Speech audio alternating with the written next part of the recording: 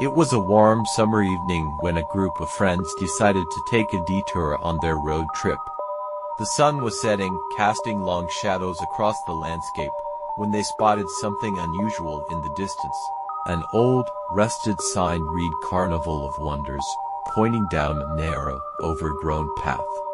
Curiosity got the better of them, and they decided to explore.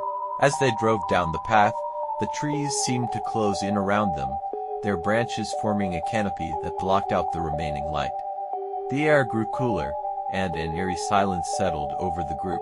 Finally, they emerged into a clearing, and there it was, the abandoned carnival.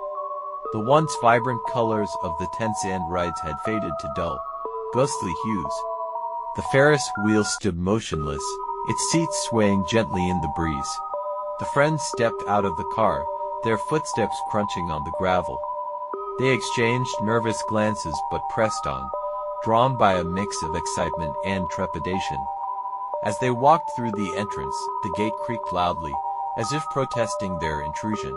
The carnival grounds were eerily quiet, save for the occasional rustle of leaves and the distant hoot of an owl. They wandered past the ticket booth, where faded posters advertised long-forgotten attractions. The smell of decay hung in the air, mingling with the faint scent of popcorn and cotton candy. They approached the carousel, its once majestic horses now chipped and weathered. One of the friends, Sarah, reached out to touch a horse, and the carousel suddenly sprang to life. The haunting melody of the calliope filled the air, and the horses began to move, their eyes seeming to follow the group. Startled, they backed away, but the music continued to play, echoing through the empty carnival.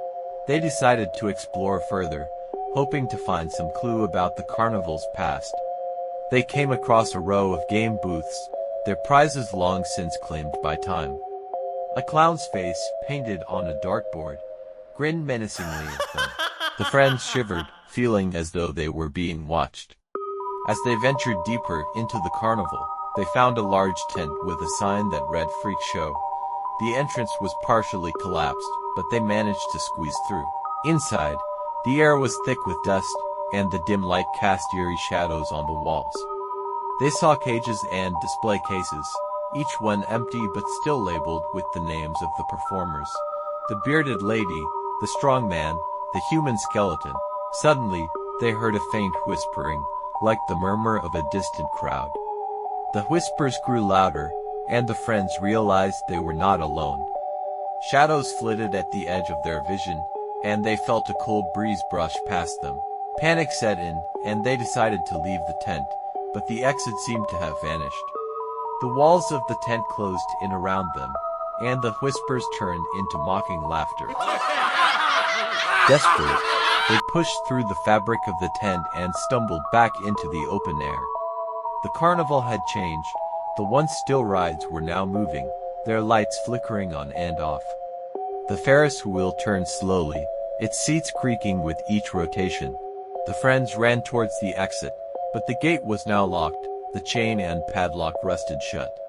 They heard footsteps behind them and turned to see ghostly figures emerging from the shadows. The spirits of the performers, their faces twisted in anguish, advanced towards the group.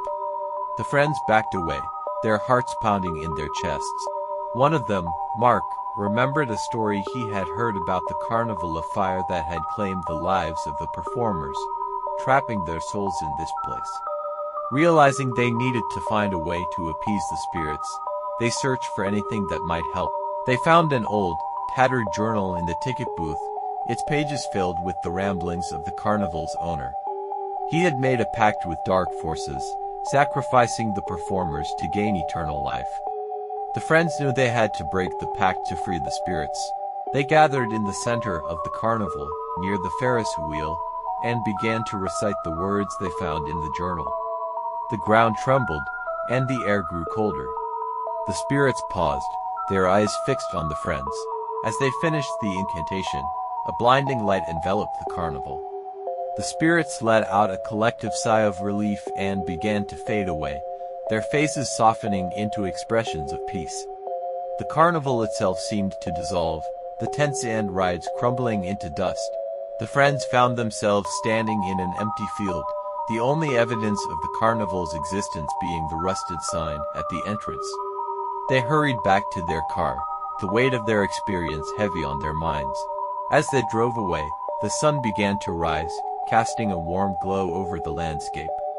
They vowed never to speak of the carnival again, but the memory of that night would haunt them forever. The abandoned carnival had claimed many souls over the years, but thanks to their bravery, the spirits were finally at rest. Yet, as they disappeared into the distance, the rusted sign creaked in the wind, and the faint sound of a calliope could be heard, whispering a haunting melody that would linger in their dreams.